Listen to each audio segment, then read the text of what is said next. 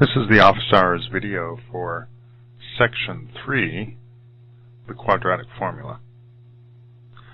In the previous office hour, I went through and solved an equation which involved power requirements, and at one point when doing the factoring there was a quadratic in time, and I kept factoring that and used the zero product rule to determine at what times the power requirements were satisfied. But this time I want to try using the quadratic formula, because that's an easier way in most cases of solving for the variable when you have a polynomial and the largest exponent is equal to 2. So this wasn't the whole problem from the previous section, just part of it. This was also multiplied by t, but I'm just focusing on the quadratic part of the previous problem. So if you have an equation like this, you can solve for the variable. You just have to identify what the constants are. So the constant a is the coefficient of the squared term, which in this case is positive 1. And the constant b is the coefficient of the linear term, the variable raised to the first power, which in this case is negative 1. And c is the constant term, the one that doesn't have the variable in it. And so once you identify what the constants a, b, and c are equal to, then you can go ahead and use the quadratic formula, which is minus b plus or minus the square root of b squared minus 4ac all over 2a.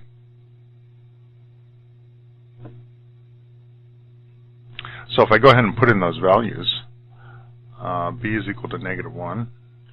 I'll put that there. B is also equal to negative 1, and that's squared. And a is equal to 1. And c is equal to negative 6. So you've got to be careful if there are any minus signs. Make sure you include them. That's a common sort of mistake. And all that's divided by 2 times a. So let's see what happens here. Minus minus makes positive. And then negative 1 squared is 1. And 4 times 1 times 6 is 24. There's 2 minus signs, so that's actually a positive plus 24. And all that divided by 2. So that's 1 plus or minus the square root of 25. All that divided by 2. And the square root of 25 is 5.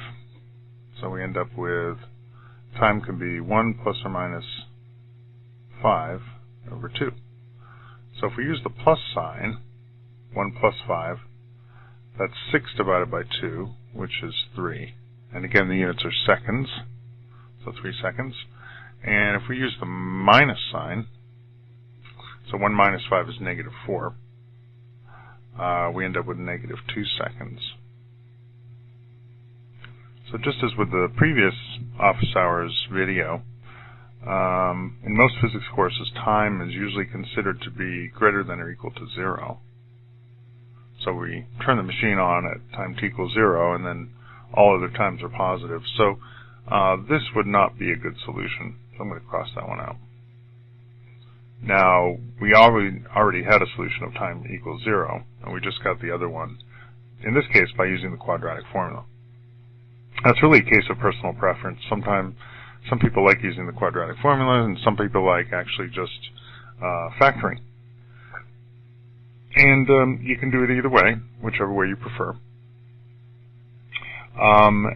In the next office hours video, I'm going to try using the quadratic formula on an equation that has time in it that looks a little more complicated, because the coefficients that are constant are not expressed in terms of numbers, but in terms of symbols. But it works out the same either way. You can just treat the symbols as if they were constant numbers. But hopefully this will get you started on using the quadratic formula. And this comes up a lot in physics. A lot of times we end up with quadratic equations, and we need to solve for the variable. So go ahead and start practicing with that. And in the next video, I'll show you one that looks a little bit different. So, show you that in just a minute.